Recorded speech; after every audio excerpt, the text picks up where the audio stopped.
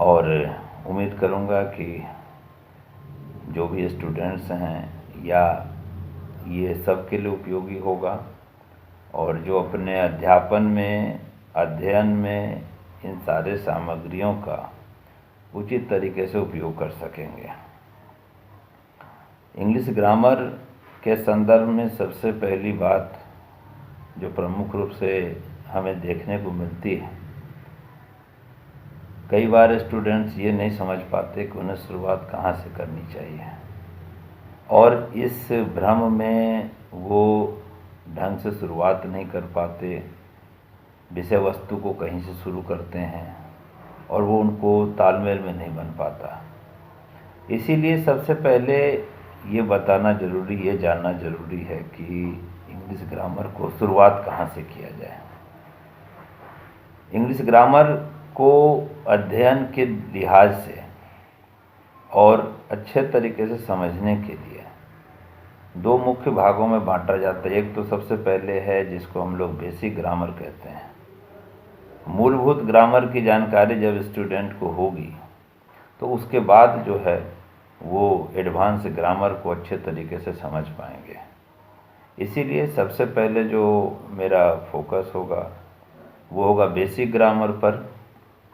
और basic English grammar की जो शुरुआत होती है, मेरे दृष्टिकोण से जो किसी भी फ्रेशर स्टूडेंट को या ऐसे स्टूडेंट जो इंग्लिश ग्रामर को बेहतर ढंग से नहीं समझ पा रहे हैं, उनके लिए जो पहली शुरुआत होती है वो बेसिक ग्रामर से होती है। और बेसिक ग्रामर की शुरुआत के संदर्भ में सबसे पहले जो आप जानते हैं कि इंग्लिश ग्रामर की जो परिभाषा है उसको यकीनन कई विद्यार्थी हमारे समझते हैं कि जिस माध्यम से शुद्ध अंग्रेजी पढ़ना, लिखना, समझना और बोलना आ जाए उसे इंग्लिश ग्रामर कहते हैं। यहाँ शुरुआत में मैं बताना चाहूँगा कि कई हमारे स्टूडेंट्स और कई ऐसे जानने वाले इस दुविधा में भी पड़ते हैं कि इंग्लिश ग्रामर को इंग्लिश टू इंग्लिश पढ़ा जाए या उसको हिंदी वर्जन के सपोर्ट के साथ पढ़ा जाए, अध्ययन किया जाए।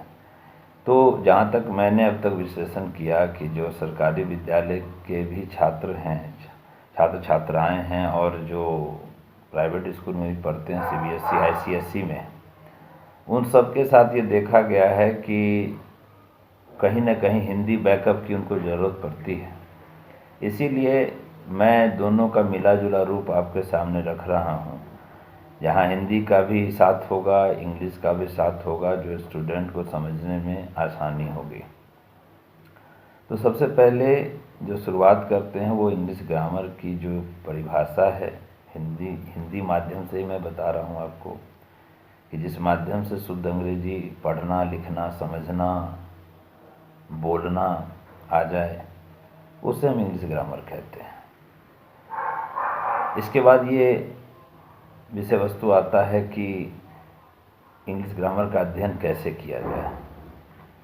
तो अध्ययन को सुगमता से करने के लिए हम इसे मुख्य रूप से 5 भागों में बांटते हैं।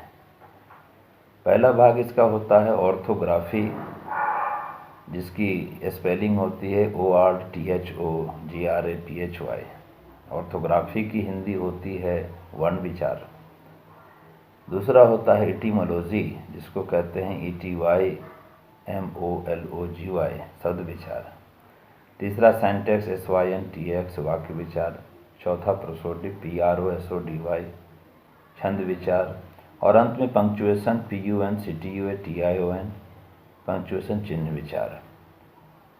बेसिक जो इंग्लिश ग्रामर है ये मुख्य रूप से इन 5 भागों में समाहित है।